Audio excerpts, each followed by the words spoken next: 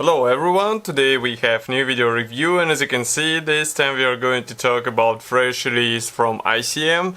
It is made in 1/72nd scale and it copies quite unusual Soviet training aircraft. It's MiG-25RU and you can see it on the box art, quite an interesting amphitheater seater. And we have a commercial sample here, so it means you will get exactly the same stuff as what you'll see in this video review.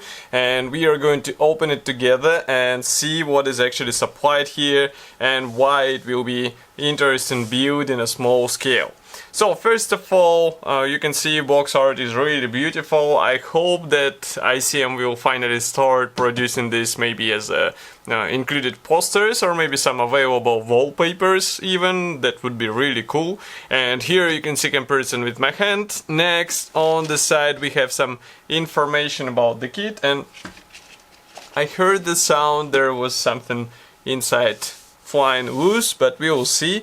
And here on the side you can see that we have parts for a model which will have a length of 312mm and wingspan of 198mm, and that's a 1/72nd scale model. We have also 146 parts, and on the opposite side you can see marking option, the same one as on the box art, but I hope there will be more included inside.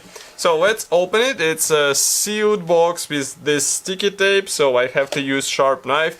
As you remember, ICM started doing it relatively recently, so now you can't check contents of the box anymore, so you have to watch video reviews. And frankly speaking, I'm not sure if this is a positive improvement, because you can't check parts if they are fine, if they arrived intact to the seller in case you buy it in some model shop. So maybe it is good that nobody can tamper with the box, maybe it is bad because you can't check the parts. Okay, so overall box structure is really typical. We have this color printed top section, and then we have sturdy varied cardboard box, so hopefully it will protect everything inside. And once we open it, here is what we have inside. All frames are packed into the same plastic bag, and as you can see there are plenty of various screws. And on the bottom we have assembly manual, decals and some advertisement leaflet. So I'm going to open plastic bag first.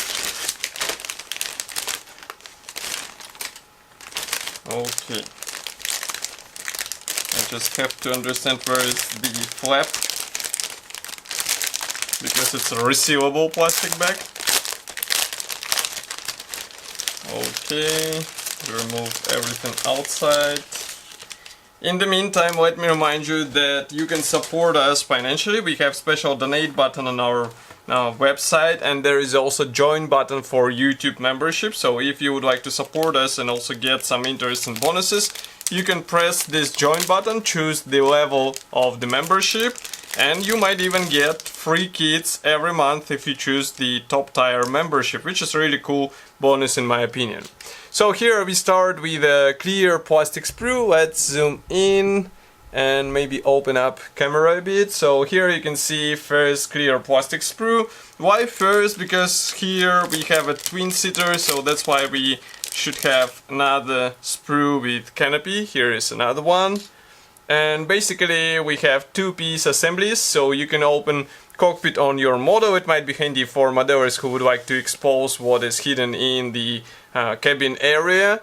And masks, I'm not sure if they're included. We will see it further in this video review, because recently ICM started including the special templates for masks, so who knows, maybe we'll get them here as well. Next we go on with a gray plastic sprue, and here you can notice that we have parts for engine nozzles. Maybe I'll place it like this, now you should be able to see. And if we flip it like this, you can see that this engine nozzles look really fine. I mean, this is out of the box plastic detailing, so I would say it's pretty much okay.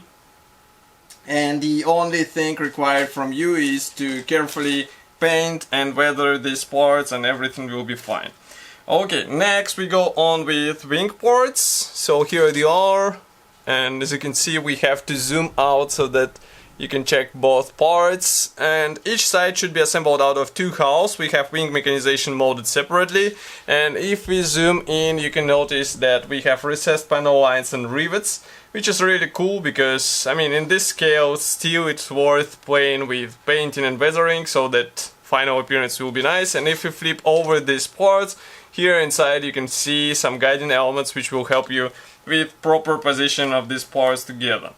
Next we go on with this plastic sprue, which is designed for use with a twin-seater as far as I can guess. So here we have several halves for the nose cone, we also have instrument panel, we have some cockpit parts. Again, external details here are the same as what we saw on the wing parts, and inside we have some guiding pins for easier alignment. Frankly speaking, I would rather have this front section of the nose cone as a separate part so that you won't have seams in such visible area, but we get what we get, so there is nothing we can do and you have to work around this thing. Okay, next we go on with some external elements or panels here. So here you can see one sprue, this is interconnection between sprues, and here is another one. And again, if you flip it over, inside you will find some guiding elements for better alignment. Okay, next we have this plastic sprue. So we zoom out a bit. Now you should be able to see that here we have engine nozzles, we have landing gear wheels, and frankly speaking I'm not sure where is one of the landing gear wheels. Maybe it was the one which was flying around. Yep, here it is. So here we have the separate one, and I'm glad that I found it. I did not lose it somewhere, but as I said, you have to be careful in order to get all the parts. And of course I recommend to get the resin replacement for these wheels. I mean, they look okay, but if you want to get even better details, it's better to invest into resin parts.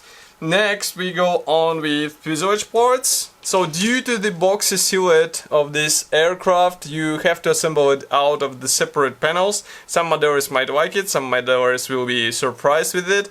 But here, for example, you can see panels for air intakes, here are some panels for the tail section.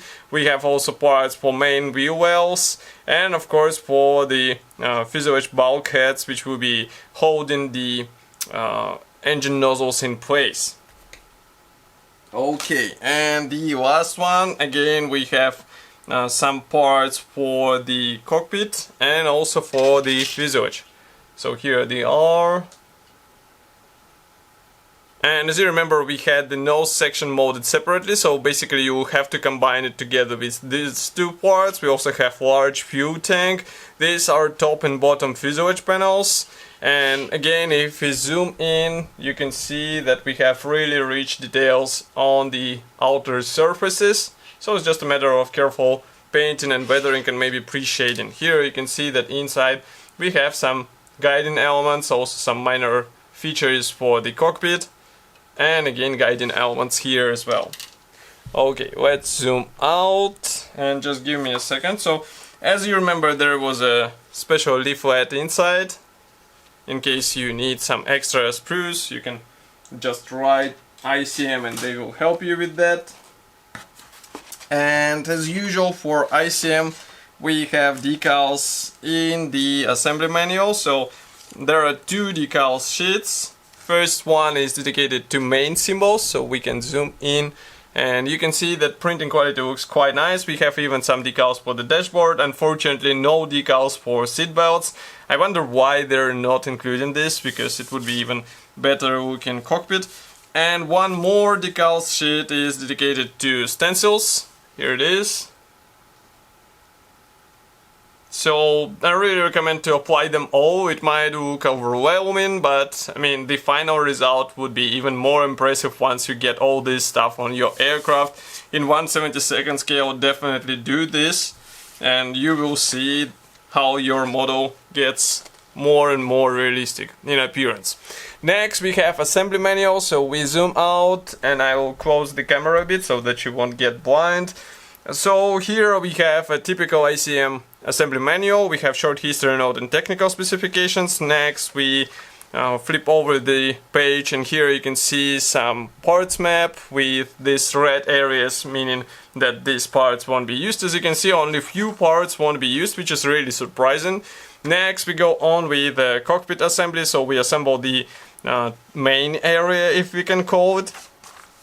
As you can see, it gets assembled as a separate section with a nose, landing gear, leg. Next we assemble it together with this I would say supporting wall for air intakes. As you can see, each air intake gets assembled out of separate panels. Then we install all this stuff together and we continue with engine section. Here we assemble main wheel wells together with the fuselage lower part, and then we get it connected together with this subsection which we assembled earlier. Next we continue with main landing gear legs. As you can see, again, it's quite an interesting process to do. Next we install some side panels here and there, engine nozzles, and as far as I remember, there is a resin set available for this area, so if you would like to get even better details, you can buy it and install on your aircraft. We assemble tail fins here. Next we continue with installation of them here in the tail area, obviously. Wing mechanization, separate parts as you remember. And next, just give me a second to separate the page. So here we install wings and tail wings, and we start working on the nose area. I do not see any mentioning of the nose weight, which is really surprising because I can guess that it will be needed to place some weight in the nose area, so keep in mind place at least something so that you won't get the tail seater. Next we continue with landing gear doors for the main wheel wells and also for the nose section as well. Here we continue the same operation for the opposite side. We install main wheels, landing gear wheels, canopy parts, and there are options to assemble the open cockpit as I said before, and that's pretty much all. So 91 step in order to get your model ready to be painted. So here you can see stencils installation guide. We have first marking option here, and that's the second option. So 2 marking options, no masks template, surprisingly. Frankly speaking, I was expecting that it will be included, just like in the recent releases. I guess due to the small scale, ICM decided not to feature it here, which is really strange, to be honest. So you will have to get some aftermarket masks or maybe cut everything with your own hands. So that's all. Kit should be already available. Of course, I will be happy to hear your opinion here in the comment section below. If you like this video, don't forget to press the like button, subscribe to our YouTube channel, and I will see you in the next video review as usual. Thank you for joining me today, and bye!